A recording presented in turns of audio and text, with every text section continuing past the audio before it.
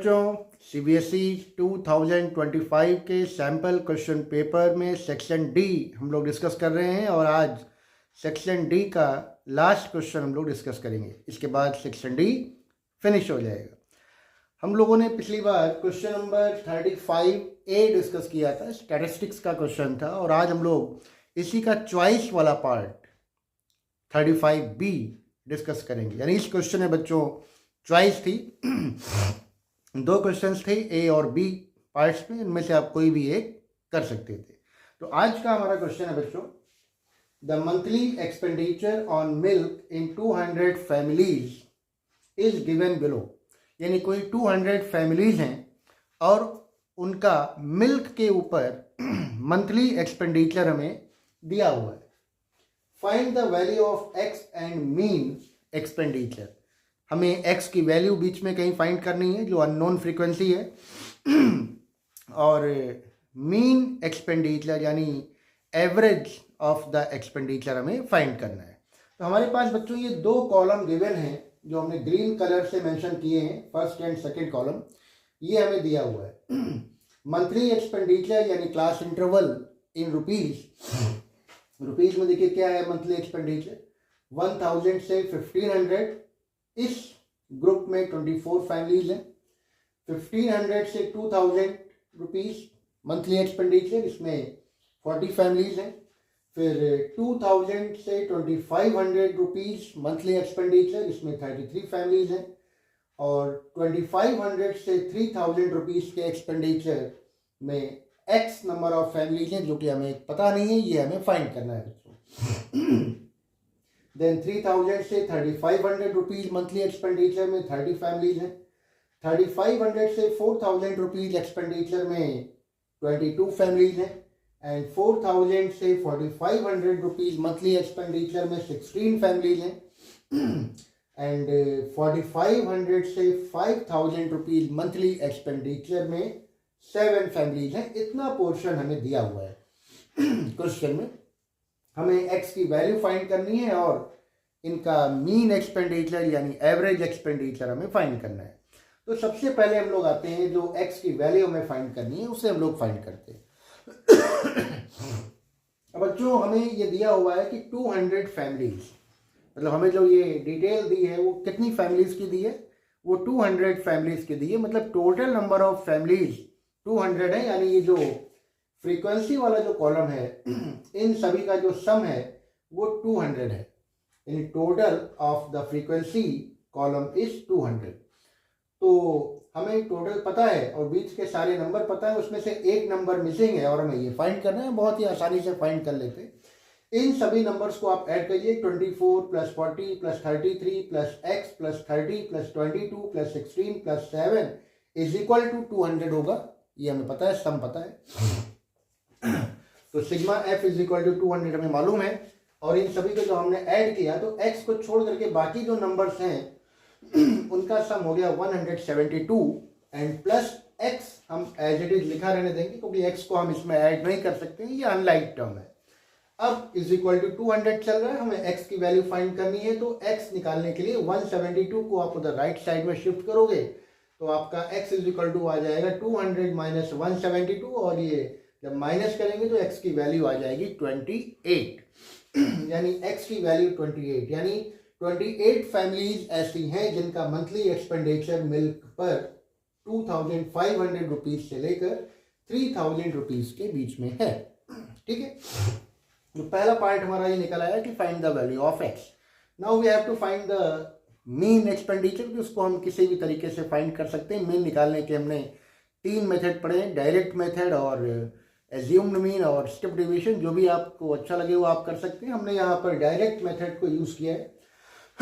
तो देखिए ये दो कॉलम हमारे पास सही हैं। हम तीसरा कॉलम x यानी मिड वैल्यू का फाइंड करेंगे। तो मिड वैल्यू x क्या होती है, ये जो हमारे क्लास इंटरवल्स दिए हुए हैं इनकी जो मिडिल वैल्यू है वही होती है। तरीका क्या होता है आपको मालूम है कि upper limit plus lower limit upon 2, यानी अगर हमें इसकी फर्स्ट वाले क्लास की हमें मिड वैल्यू फाइंड करनी है तो अपर लिमिट आपकी 1500 है प्लस 1000 यानी ये हो जाएगा 2500 अपॉन 2 यानी 1250, 1250। इस तरह से हम सभी कॉलम का निकाल लेते हैं, लेकिन हर एक बार ये फॉर्मूला अप्लाई करने की जरूरत नहीं है। अब हम देखेंगे कि हमारा जो क्लास साइज है वो कितना है। क्लास विड्थ या क्लास साइज यानी दोनों का डिफरेंस, अपर लिमिट और लोअर लिमिट का डिफरेंस कितना है किसी क्लास में, तो ये है 1500 माइनस 1000, 500 का डिफरेंस है। तो आपने पहला जो मिड वैल्यू निकाली है 1250, इसमें 500 आप ऐड करेंगे तो अगला मिल जाएगा 1750, फिर इसमें 500 ऐड करेंगे तो फिर नेक्स्ट मिल जाएगा 2250, इसमें 500 ऐड करेंगे तो नेक्स्ट, फिर इसमें 500 ऐड करेंगे तो नेक्स्ट, और फिर इसमें 500 ऐड करेंगे तो नेक्स्ट। इस तरह से आप 500 ऐड करते करते सारे मिड वैल्यूज निकाल लेंगे। और लास्ट वाला जो हमारा मिड वैल्यू आ रही है वो है 4750। इसको हम लोग चेक करेंगे यहाँ पे कि क्या ये सही आ रहा है कि नहीं, क्योंकि कभी कभी ऐड करते करते कहीं पर गलती हो सकती है। इसको आप चेक करिए, 5000 प्लस 4500 यानी आपका ये हो जाएगा 9500। 9500 अपॉन 2 करेंगे तो ये आपका 4750 आ जाएगा, यानी हमारे सारे मिड वैल्यूज करेक्ट हैं। फिर डायरेक्ट मेथड में क्या करते हैं कि हम इन दोनों को मल्टीप्लाई करते हैं, यानी f इंटू एक्स, तो इनको मल्टीप्लाई कर दीजिए। 24 इंटू 1250 मल्टीप्लाई किया, ये आ गया आपका 30,000। 40 इंटू 1750 मल्टीप्लाई करेंगे 70,000 आ गए। 33 इंटू 2250 मल्टीप्लाई करेंगे, ये आपका 74,250 आ गया। एंड सो ऑन, इस तरह से आप सबको मल्टीप्लाई कर लीजिए और लास्ट में 7 को जब 4750 से मल्टीप्लाई करेंगे तो ये आ जाएगा 33,250। अब यहाँ पर डायरेक्ट मेथड यूज करने का एक और रीजन भी है, हालांकि नंबर हमारे पास बड़े हैं लेकिन हम देख रहे हैं कि जो हमारा जो प्रोडक्ट आ रहा है वो ज़्यादातर 1000 में आ रहा है या 250 या 500 के टर्म्स में ही आ रहा है, तो वो आसानी से ऐड किया जा सकता है, इसलिए यहाँ पर हमने डायरेक्ट मेथड यूज कर लिया है ना। अब आप इसको ऐड करेंगे, एफ एक्स वाला जो कॉलम है इसको ऐड करिए, टोटल इसका फाइंड करिए, ये होता है 5,32,500। ये आपका कहलाता है सिग्मा एफ एक्स या sigma F I X I, है ना, बुक्स में लिखा रहता है। तो ये sum of the product of frequency and mid value, ये आपका आ गया। अब डायरेक्ट मेथड से मीन निकालना बहुत ही आसान होता है। इसका जो ये फॉर्मूला है बच्चों, mean is equal to sigma F I X I upon sigma F I, ये आप यूज करिए। तो sum of frequency into mid value, ये आपका आ गया 5,32,500, यहाँ पुट कर दीजिए, upon sum of the frequency, ये आपको पहले से ही पता है 200। हमने यहाँ पे 2 से कैंसिल कर लिया है, 2 से न्यूमरेटर और डिनोमिनेटर को कैंसिल कर लिया है। क्यों किया है अब आप देखिएगा, थोड़ा सा ध्यान दीजिएगा। हमने ऊपर न्यूमरेटर को 2 से कैंसिल किया तो ये आ गया 2,66,250 और डिनोमिनेटर को करेंगे तो ये आ जाएगा 100। अब 2 से इसको कैंसिल करने का रीजन क्या है, क्योंकि नीचे हमारा आ जा रहा है 100, है ना, 100 आ रहा है तो 100 से डिवाइड करना आसान होता है, इसलिए हम लोगों ने इसको 2 से कैंसिल किया है। और हम चाहे तो 0 to 0 कैंसिल भी कर सकते हैं और डायरेक्टली 2 से डिवाइड कर सकते हैं, तो कोई भी ऑप्शन आप चूज कर सकते हैं। अब 100 से जब हम इसको डिवाइड करेंगे बच्चों तो ये आपका आ जाएगा, 2 जीरोज हैं यहाँ पे, तो आपका राइट साइड से 2 प्लेस पे डेसिमल आ जाएगा, 0 and 5, यानी 5 के बाद ये आपका डेसिमल आ जाएगा और ये आपका आंसर होगा 2662.5। अब यहाँ पे ध्यान क्या रखना है बच्चों, ये मीन तो आ गया, लेकिन यहाँ पर ये मीन है हमारा किसका, एक्सपेंडिचर का, और एक्सपेंडिचर हमेशा रुपीज में होता है, यानी यूनिट होती है इसकी। तो अगर आप यूनिट आंसर में नहीं लिखोगे तो आपके मार्क्स कट जाएंगे। तो मीन एक्सपेंडिचर आप फाइनली लिखेंगे रुपीज 2662.5, यानी ये हमारा मीन एक्सपेंडिचर आ गया। यहाँ पर यूनिट का विशेष ध्यान रखिएगा, यूनिट ना लिखने पर मार्क्स आपके कट सकते हैं।